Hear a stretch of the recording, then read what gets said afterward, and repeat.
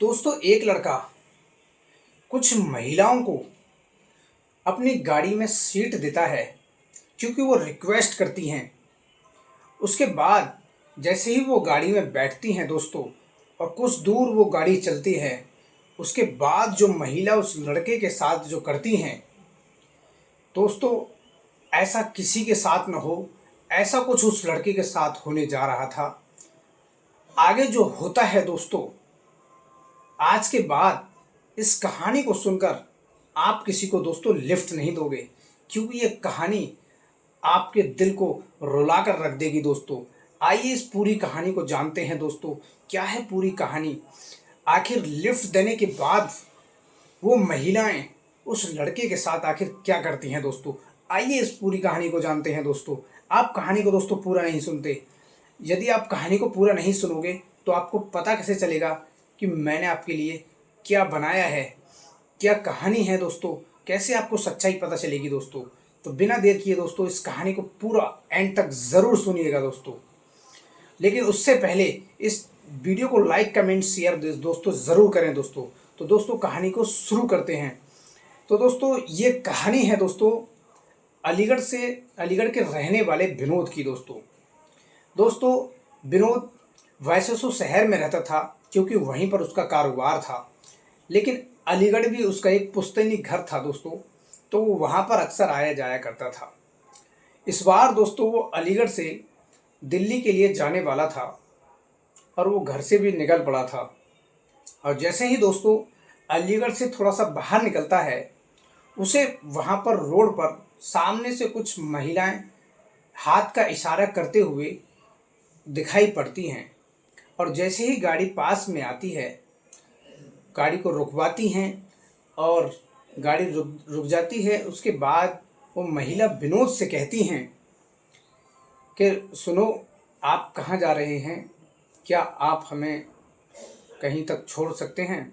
तो अभी दोस्तों विनोद कहता है कि मैं इस वक्त दिल्ली जा रहा हूँ और मैं दिल्ली में ही रहता हूँ। तो दोस्तों वो महिला कहती हैं, क्या आप भी हमें दिल्ली तक छोड़ दोगे? दोस्तों विनोद कहता है, आप कहाँ की रहने वाली हो? दोस्तों वो महिला कहती हैं कि हम अलीगढ़ के ही रहने वाले हैं, लेकिन हम दिल्ली जा रहे हैं। दोस्तों उन महिलाओं ने विनोद से बिल्कुल झूठ बोला था। झूठ बोलकर उसकी गाड़ी में बैठ जाती हैं। विनोद उन्हें अपनी गाड़ी में बिठा लेता है, लेकिन विनोद को नहीं पता था कि वो लेडीज़ झूठ बोल रही हैं। दोस्तों विनोद गाड़ी में बिठालता है उन्हें और गाड़ी चलने लगती है। गाड़ी दोस्तों लगभग 500-700 मीटर, लगभग 1 किलोमीटर के आसपास चली होगी। उसके बाद जो महिलाएं जो गाड़ी में बैठी होती है कार में दोस्तों, वो हरकतें करने लगती हैं। अपने उससे डराने वाली चीज़ें, वस्तुएं निकाल कर विनोद को धमकी देती हैं और कहती हैं, जो कुछ भी तेरे पास है उसे हमें दे दे, नहीं तो हम तुझे फंसवा देंगे और ज़ोर ज़ोर से चिल्लाएंगे, लोगों को इकट्ठा कर देंगे, गाड़ी को रुकवा देंगे और फिर जो तेरे साथ होगा वो तू अच्छी तरह समझ सकता है। इसलिए तेरे पास जो कुछ भी है हमारे हवाले कर दे और हमें यहीं इसी जगह पर उतार दे। दोस्तों वो लेडी जो महिलाएं होती हैं वो ज़ोर ज़ोर से, जब वो विनोद कुछ नहीं देता है तो वो ज़ोर ज़ोर से चिल्लाने लगती हैं और कहती हैं, अब भी वक्त है, जो कुछ भी तेरे पास है हमको दे दे। लेकिन दोस्तों विनोद जानता था, क्योंकि उसके कार में सीसीटीवी कैमरा जो लग रहा था, ये बात उन महिलाओं को पता नहीं थी। विनोद अंदर से तो थोड़ा, बाहर से तो थोड़ा दुखी दिख रहा था, लेकिन अंदर से खुश था, क्योंकि वो जानता था यदि वो लेडीज़ उसके साथ कुछ भी इल्ज़ाम लगाती हैं तो उल्टी वही फंसने वाली हैं, क्योंकि विनोद ने उनकी खुद मदद की थी और वो महिलाएं जो थीं वो उस विनोद के साथ खुद गलत करना चाह रही थी। तो दोस्तों गाड़ी से बाहर निकल कर खिड़कियों से इशारा कर करके वो महिला ज़ोर ज़ोर से चिल्लाती हैं दोस्तों। और जैसे ही लोग ये सब कुछ देखते हैं, विनोद की गाड़ी के पीछे गाड़ी को लगा देते हैं और आगे लगभग 2 से 3 किलोमीटर गाड़ी को ले जाकर गाड़ी को रुकवा लेते हैं। और दोस्तों जब गाड़ी रुकती है तो विनोद को बाहर निकाला जाता है और वो महिला जो होती हैं, जो विनोद की गाड़ी में रिक्वेस्ट करके चढ़ी थी दोस्तों कि हमें दिल्ली छोड़ो, वो लोगों से झूठी बातें कहती हैं, कहने लगती हैं कि ये हमें पता नहीं बंदी बनाकर कहाँ ले जा रहा था और हमें मारने की धमकी दे रहा था और कह रहा था जो कुछ भी तुम्हारे पास है हमें दे दो, और इसने हमें हमारी इज्जत पर भी हाथ डालने की कोशिश की है। तो दोस्तों तभी लोग कहते हैं ये तूने बहुत गिरी हुई हरकत की है, तेरे को ऐसा नहीं करना चाहिए थे।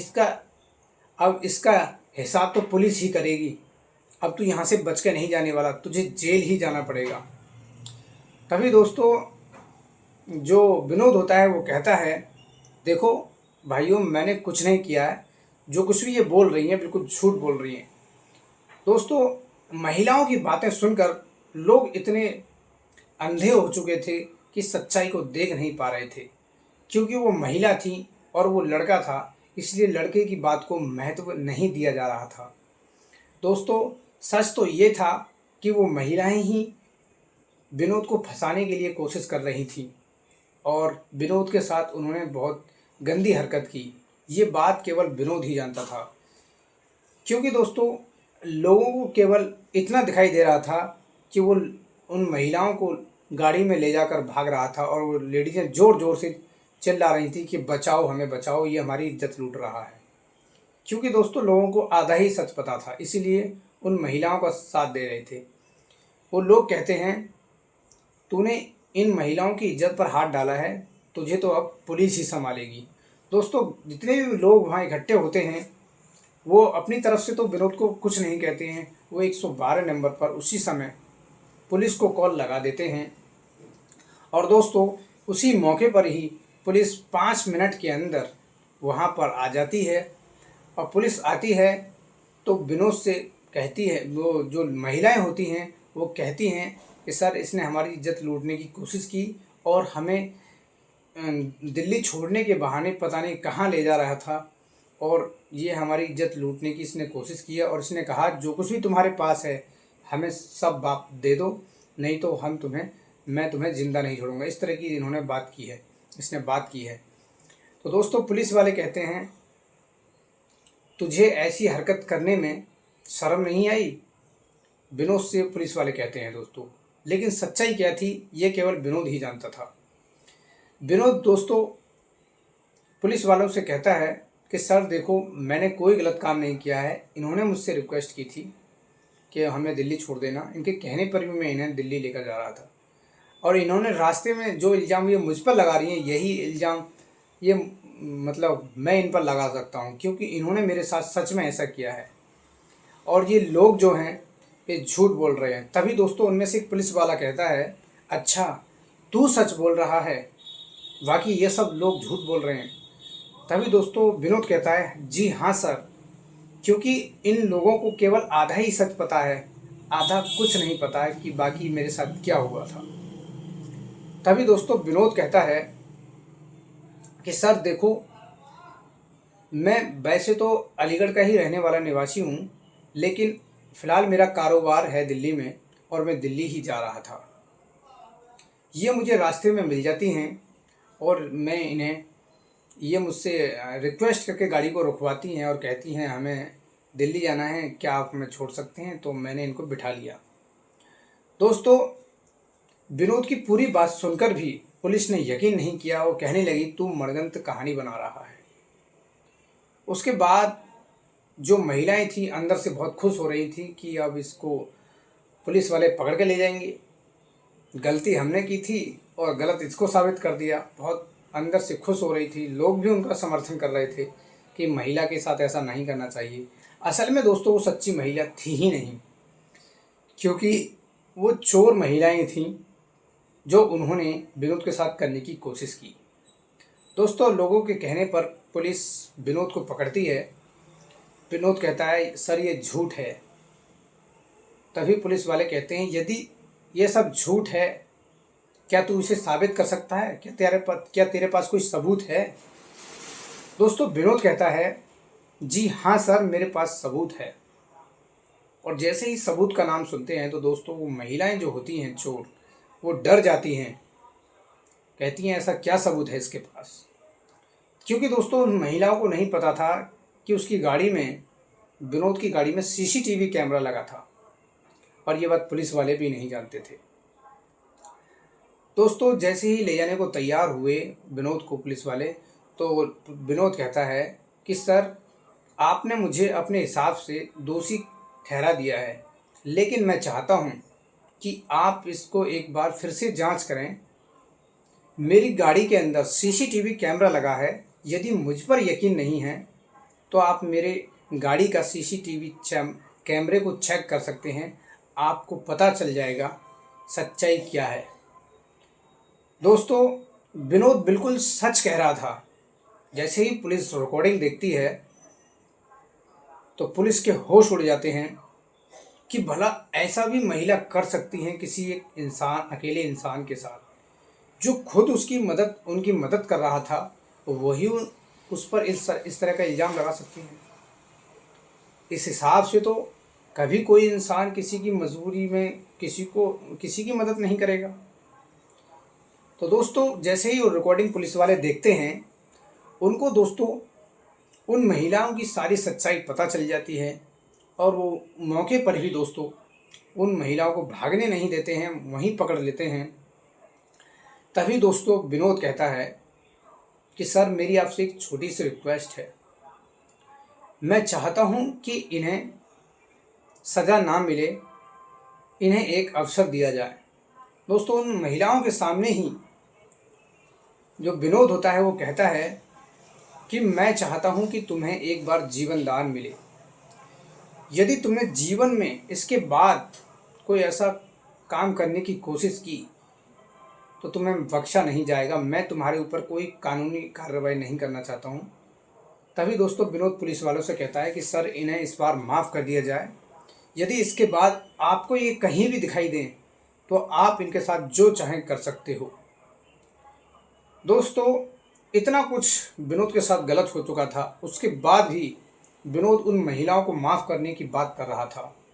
उन महिलाओं की आंखों में दोस्तों आंसू आ जाते हैं, और वो विनोद के पैरों में गिरकर माफ़ी मांगने लगती हैं और कहने लगती हैं, भैया आज हमसे बहुत बड़ा अपराध हो गया, इसके लिए हम खुद को अब कभी माफ़ नहीं कर पाएंगे। आपने हमें जीवन दान दिया है, आज के बाद हम कोई ऐसा कृत्य नहीं करेंगे। दोस्तों इस तरह की बात सुनकर जो विनोद होता है भावुक हो जाता है, कहता है कि ठीक है। वो पुलिस वालों से दोस्तों रिक्वेस्ट करता है, रिक्वेस्ट करके उन्हें माफ़ करवा देता है। और पुलिस वाले कहते हैं यदि तुमने ऐसे फिर से कभी कांड किया, तुम हमें कभी दिखाई दी, तो आपके इस बार छोड़ दिया है, लेकिन अगली बार तुम्हें बख्शा नहीं जाएगा। दोस्तों जो विनोद जो था आज इसलिए बचा था क्योंकि उसके पापा ने उससे कहा था विनोद से कि हमेशा कभी भी गाड़ी को बिना सीसीटीवी कैमरे के नहीं रखना चाहिए। कब किसके साथ क्या हो जाए कुछ कहा नहीं जा सकता, आखिर सच्चाई को तो पता चलेगा कि किसके साथ आखिर क्या हुआ है। दोस्तों उसके पापा की ही मेहरबानी थी कि विनोद के गाड़ी में हमेशा सीसीटीवी कैमरा लगा रहता था। आज उसी सीसीटीवी कैमरे की वजह से विनोद सुरक्षित दिल्ली आ सका था, वरना वो महिलाएं जिनको आज सबक मिला था उनको सबक भी नहीं मिलता, और आज निर्दोष विनोद सलाखों के पीछे होता। तो दोस्तों हमेशा जब भी कभी किसी को लिफ्ट दे रहे हों तो हमेशा सावधान रहो, पूरी जांच पड़ताल के बाद ही उन्हें लिफ्ट दें, ताकि दोस्तों तुम्हारे साथ कुछ गलत ना हो सके। तो दोस्तों आज की कहानी आपको कैसी लगी कमेंट बॉक्स में ज़रूर बताइएगा दोस्तों। और यदि चैनल पर पहली बार विज़िट किया है तो चैनल को सब्सक्राइब करें दोस्तों, लाइक कमेंट शेयर करें, अपने इस भाई को ज़्यादा से ज़्यादा दोस्तों सपोर्ट करें, ताकि दोस्तों मेरा हौसला बढ़ता रहे। मिलते हैं दोस्तों अगली कहानी में, तब तक के लिए जय हिंद।